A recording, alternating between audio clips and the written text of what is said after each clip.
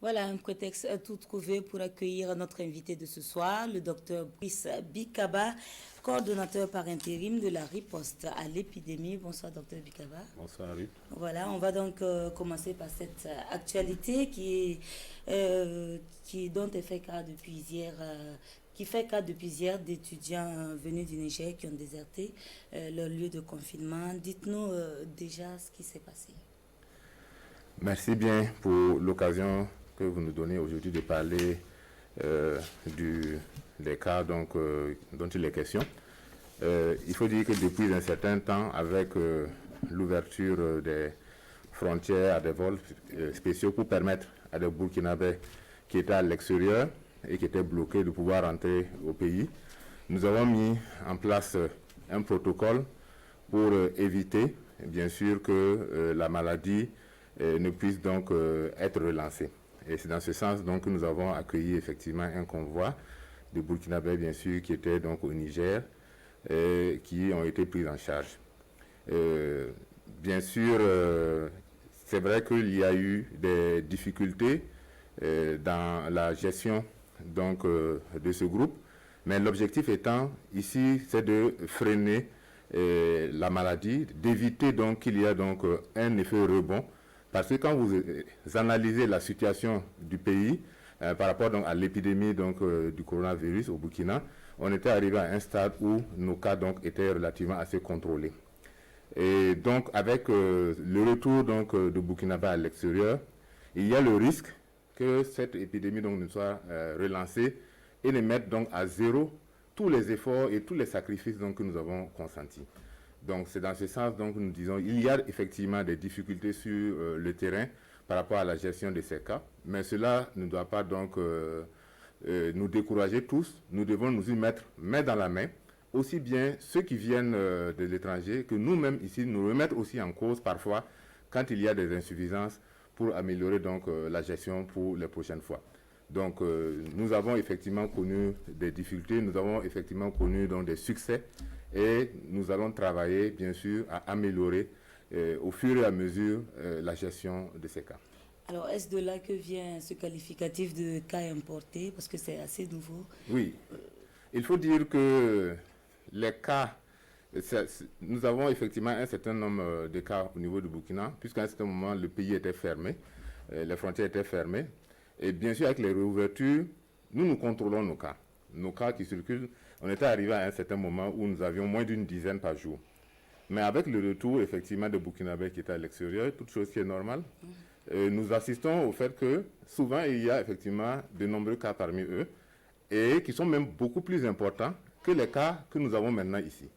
Donc, vous imaginez que si nous sommes à un nombre de 10 par jour en moyenne, ou moins de 10 par jour en moyenne, et que par le retour donc, de Burkinabés à l'étranger, nous allons donc à 40 ou à 50, cela peut constituer un risque que l'épidémie ne soit relancée. Et c'est la raison pour laquelle nous avons prôné donc le confinement de ces personnes-là, parce que dans le cas du confinement, il y a deux situations. La première des situations, c'est que lorsque vous êtes une personne contact avec un cas positif, nous vous conseillons donc l'autoconfinement à domicile. L'autoconfinement à domicile pendant 14 jours. Pourquoi pendant 14 jours? C'est pendant cette période-là que vous avez un risque d'être infectieux et de contaminer vos parents ou vos proches. Donc pendant ces 14 jours, nous faisons 3 types de prélèvements. Le premier jour, le 8e jour et le 14e jour. Et cela permet effectivement de vérifier est-ce que vous avez la maladie et d'éviter effectivement que vous ne contaminiez les autres. Pour les Burkinabés qui reviennent de l'étranger, nous avons mis en place un dispositif qui, avant le départ, leur permettent de comprendre les conditions dans lesquelles ils seront donc accueillis au niveau du Burkina Faso, avec une fiche de consentement qu'ils doivent signer au départ. Cette fiche de consentement donc les explique qu'ils doivent être confinés pendant 14 jours dans une structure d'hébergement et c'est pendant ces 14 jours qu'après ils sont libérés. Maintenant, effectivement, pour ce qui concerne les cas qui reviennent, ils sont logés dans les structures d'hébergement donc de la ville avec un dispositif pour faire le suivi et pour assurer également leur sécurité. Et nous faisons les prélèvements donc au jour indiqué. Il se peut que le 14e jour, si vous avez le 14e jour, on fait le prélèvement et que vous êtes positif, on a dit vous allez rester pendant 14 jours, mais les 14 jours ne s'appliquent plus à vous. Parce le délai est prolongé. Le délai est prolongé. Okay. Si parfois il peut arriver que le 14e jour, on fasse le prélèvement et pour des raisons ou une autre, les résultats du laboratoire ne rentrent pas le 14e jour. Là, on est obligé également de prolonger votre séjour au 15e jour. Parce que les appareils que nous utilisons, ce sont des appareils et parfois il peut y avoir des problèmes. Il faut recommencer la structure. Et quand vous savez, la structure, la complexité de l'analyse que nous utilisons, c'est généralement des équipes qui sont mobilisées au-delà même de minuit qui travaillent.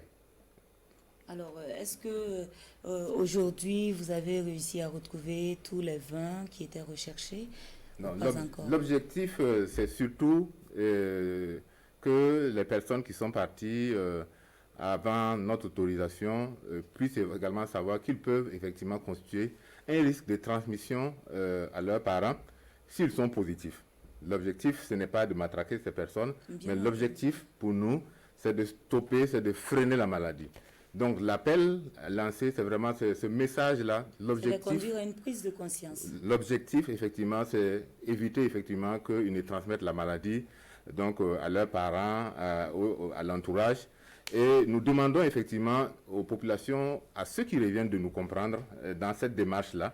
Nous savons que c'est difficile d'être gardé pendant 14 jours en confinement dans une chambre.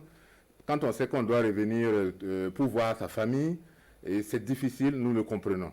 Mais nous demandons également donc à ces personnes de nous comprendre également, parce que toutes les mesures que nous avons prises depuis le début de la pandémie, ce n'est pas de gaieté de cœur que nous l'avons fait.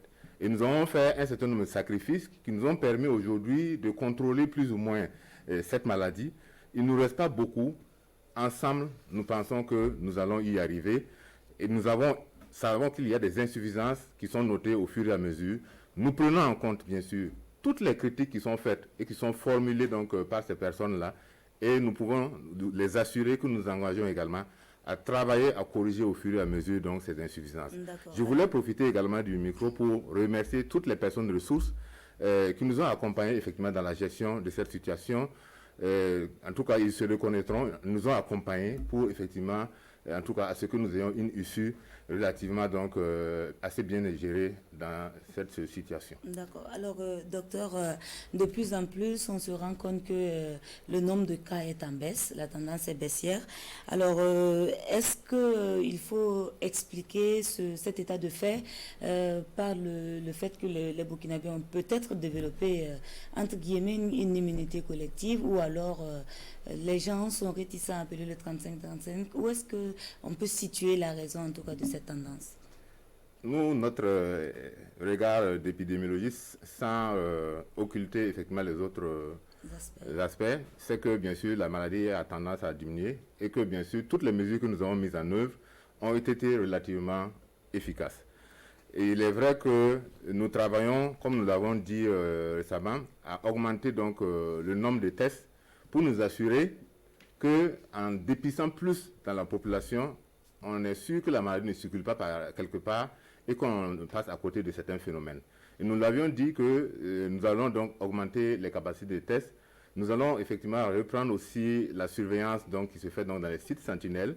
Et il y a environ 6 sites répartis sur l'ensemble du territoire qui vont être associés pour nous permettre d'avoir et d'être sûr qu'il n'y a pas donc la circulation du virus à des endroits bien précis. D'accord. Alors, merci, docteur Bikaba, d'être venu sur ce plateau. Vous restez avec nous pour la suite du journal.